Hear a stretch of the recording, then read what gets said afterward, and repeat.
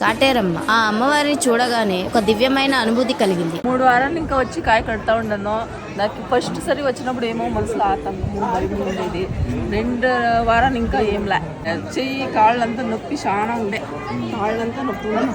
ఇది 3వ వారం కాయ కొట్టిస్తూ ఉండేది.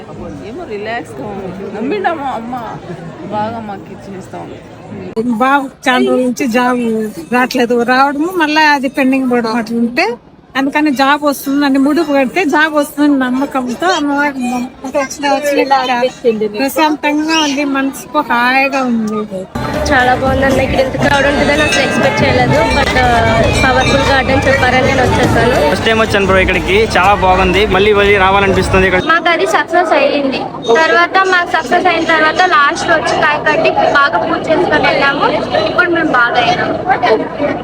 ఇక్కడ మందు తాగే వారికి పసరు మందు కూడా ఇస్తున్నారు. అది తాగాక మళ్ళీ మందు జోలికే పోలేదని వాళ్ళు చెబుతున్నారు. ఇక్కడ ఉన్న జోడి మరి చెట్టు కింద సాక్షాత్తు ఆ అమ్మవారే వెలిసింది. ఈ చెట్టుకి 9 వారాలు 9 ముడుపులను కడితే మనం కోరుకున్న కోరికలన్నీ తీరుతాయి. ఈ గుడి వచ్చేసి బెంగళూరు హుస్కోట్ లో ఉంది.